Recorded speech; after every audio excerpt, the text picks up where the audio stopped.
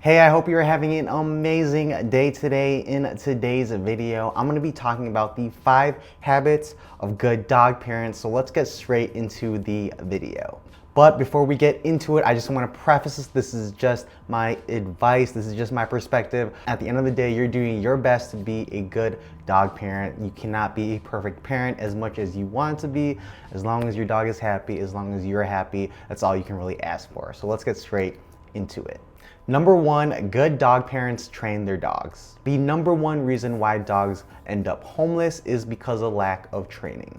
There are several million dogs across the country that are in shelters looking for a family. So make sure that if you are thinking about getting a dog or are committing to get a dog, just remember it is a commitment, and with that is the responsibility to train your dog. Good dog parents always take the time and have the patience to train their dogs. Not only is training a dog great for bonding and communication, it will really help in de-stressing the dog and having your dog being, again, very stressed in their life. By training them, it shows them what is right, what is wrong, and so they'll be a lot happier to know what is right and what to do to please you.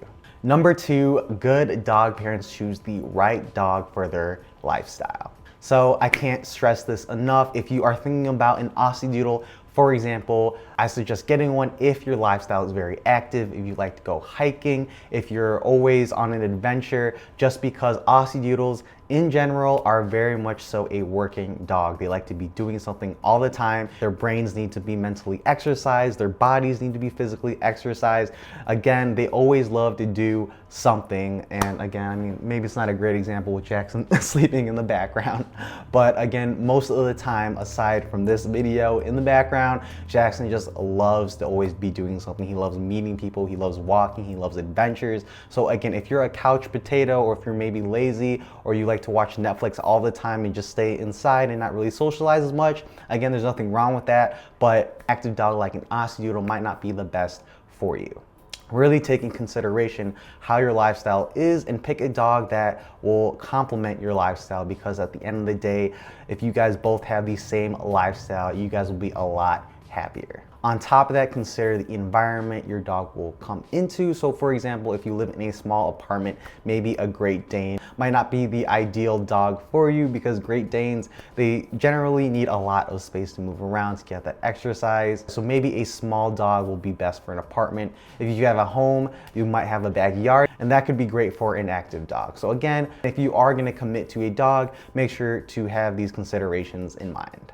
Number 3, good dog parents provide mental and physical exercise to their dogs. Although there is a range and it really depends on the breed, generally dogs need mental and physical stimulation / exercise. Being active in general is very healthy for dogs, and in turn will make them a lot happier. Generally, vets recommend around 20 minutes of exercise, whether that is playing fetch, throwing a ball, walking, but again, it really depends on the individual breed. Obviously, an Aussie Doodle requires a lot of physical exercise, so just keep that in mind too. But again, at the end of the day, any type of exercise is great for your dog. Good dog parents are willing to take the time and again have the patience to exercise their dogs and incorporate that into their own individual lifestyle. In terms of mental exercise, you can get a puzzle or even a snuffle mat. I made videos on both of those. You want to check out my previous videos, but those are great toys to really mentally exercise your dog. And they're not too expensive either.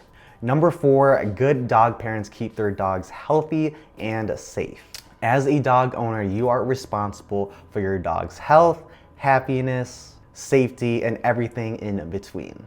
Make sure that your home is very safe for puppies. If you're bringing in a puppy, make sure there's nothing on the ground that your dog could choke on, or if there's something high on a table that it can't fall on your dog. Just make sure that your home is very safe, and again, almost kind of like dog proof, so that nothing can get in the way of their health or could cause them any danger. I know there are a list of plants that could be toxic to dogs, so if you very much so have a green thumb, make sure you do research on which plants you can or can't have around dogs. I know it's very easy to forget about flea and tick prevention, but again, keep that in mind if you are in an area that is very humid or is prone to a lot of ticks in the environment. You always want to make sure that your dog is safe from that. And on top of that, don't forget, I know it's just easy to brush off too, but just annual vet checks. You always want to check up with your dog. Even if you might be on a budget, the overall health being of your dog is very important, and this is just a reminder for that, and I'm sure you guys already know.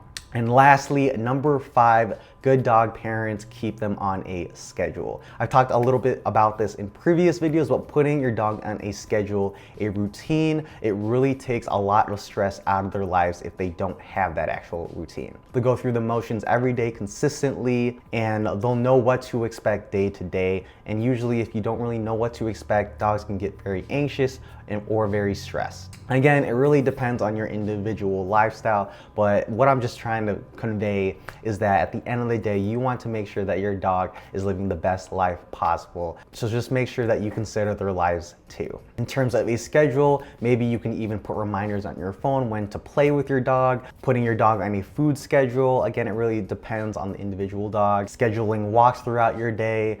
All of this, again, just having a schedule really minimizes the stress in your dog's life. But yeah, guys, that concludes today's video. Let me know down below what you guys think of these habits. I'm sure all you guys already do this, and if not, maybe it's something that you're gonna look into. Let me know down below what you guys think. I would love to hear from you guys. But if you are thinking about a puppy, I can't stress it enough that in general, as a dog owner, it is very much so a big commitment. I can't, again, emphasize that enough. Having a dog is a huge responsibility. Yes, they will bring you a lot of happiness and a lot of cuddles, but also at the same time, it's another life, a life form, another thing that you have to really take care of and ensure their safety, health, and well-being aside from your own. So just keep that in mind. Again, it is very much so a big commitment.